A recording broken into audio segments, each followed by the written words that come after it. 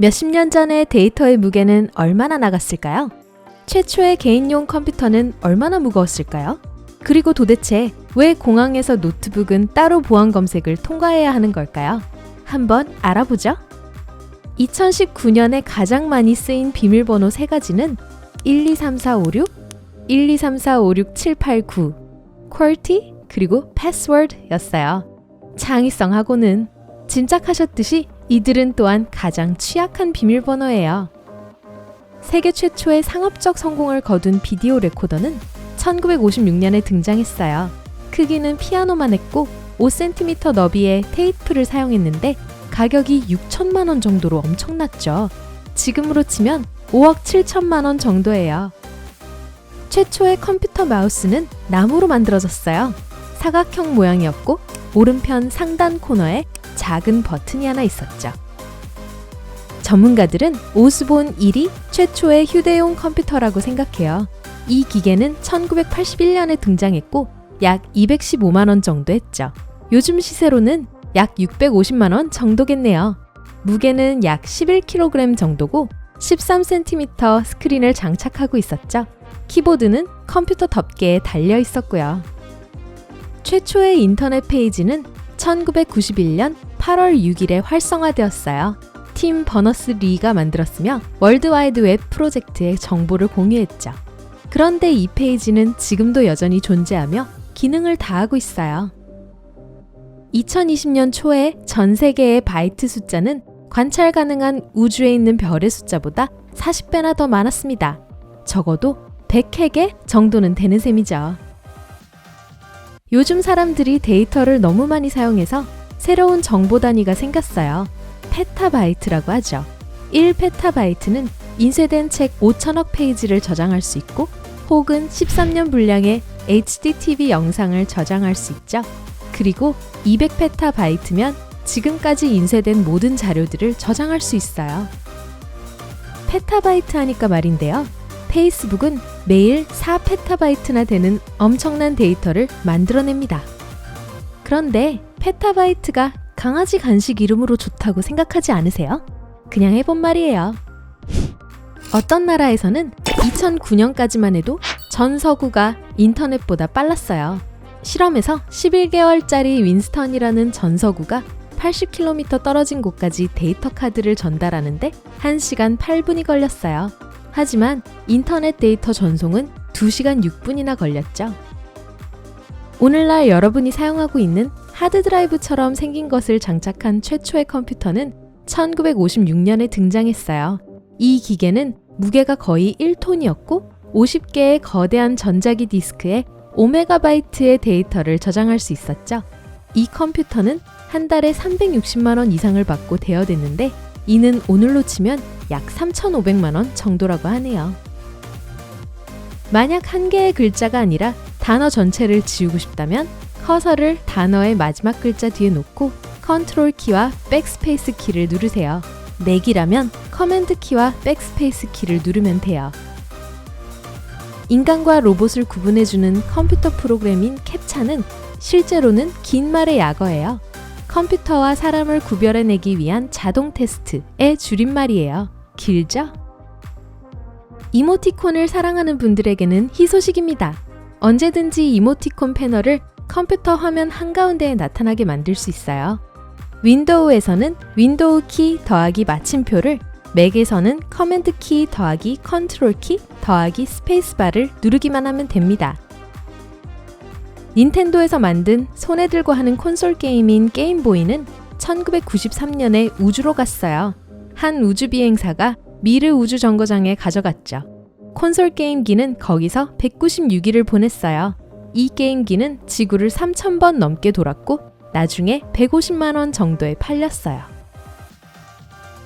고양이는 노트북을 아주 좋아해요.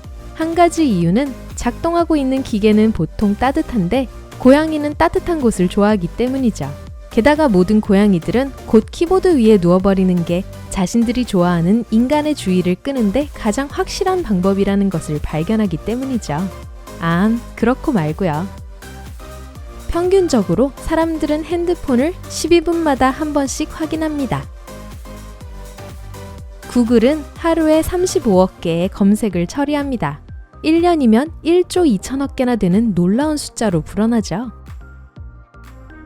2019년에 인터넷 사용자들은 1분에 1억 8,800만 개의 이메일을 보냈어요.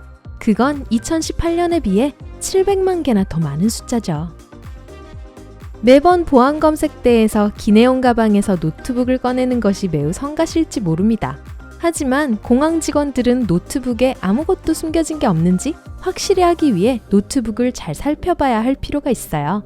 엑스레이 스캔 화면에 노트북은 반투명한 물체처럼 보이는데 하드드라이브와 CD 드라이브 등등은 분명하게 보입니다.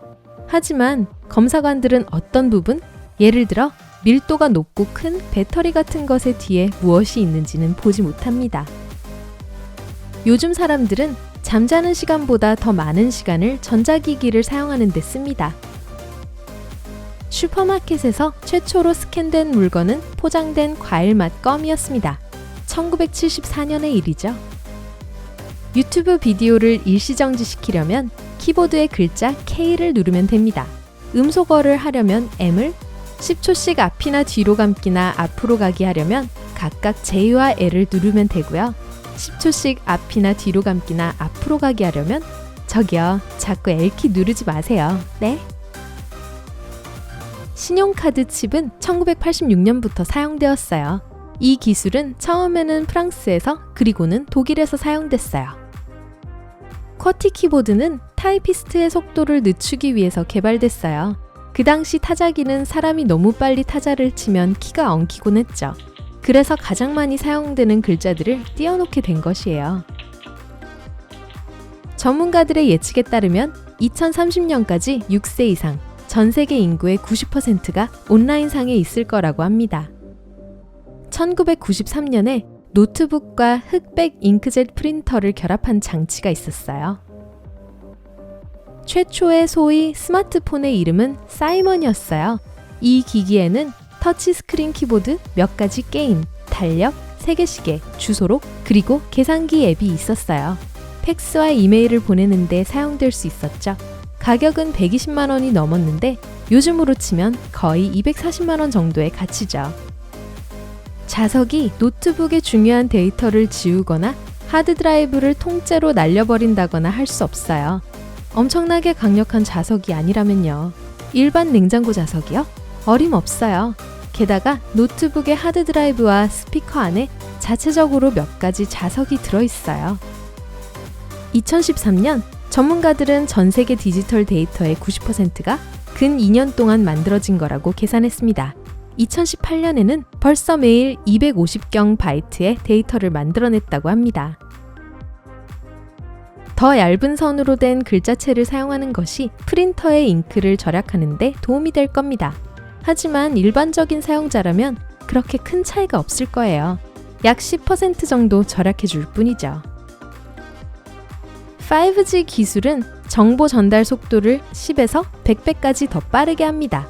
만약 5G가 잘 작동하면 여러분이 가장 좋아하는 TV 시리즈를 1분 안에 다운받을 수 있게 될 거예요. 비록 GPS는 무료 서비스지만 이것을 운용하는 데는 1년에 8,400억 원 이상이 소요됩니다. 2019년에 매 분마다 거의 35만 명의 사용자들이 인스타그램을 들여다보고 있었습니다. 그건 하와이의 가장 큰 도시인 호놀룰루의 인구수와 같습니다. 널리 알려진 믿음과는 다르게 노트북 컴퓨터를 과충전한다고 해서 플러그를 꼽지 않으면 작동하지 않는 데스크탑처럼 바뀌지 않습니다. 요즘 배터리는 일단 충전이 다 되면 충전이 멈추도록 만들어졌어요. 그래서 과충전은 문제가 되지 않습니다. 성인의 약 40%가 잠에서 깨자마자 5분 안에 핸드폰을 확인합니다. 핸드폰 앱이나 웹브라우저로 온라인 쇼핑을 하고 난 후에 40% 이상의 인터넷 사용자들이 또 다른 쇼핑 앱을 열던가 SNS 앱을 엽니다. 그 말은 사람들이 계속해서 쇼핑을 하던가 아니면 자신이 산 물건에 대해 서둘러 친구들에게 알린다는 말인 거죠. 그렇답니다. 오늘 새로운 것을 배웠다면 이 영상에 좋아요를 주고 친구와 공유하세요. 여기 여러분이 좋아할 만한 다른 멋진 비디오들이 있습니다. 왼쪽 또는 오른쪽을 선택하고 삶의 밝은 면에 머무르세요.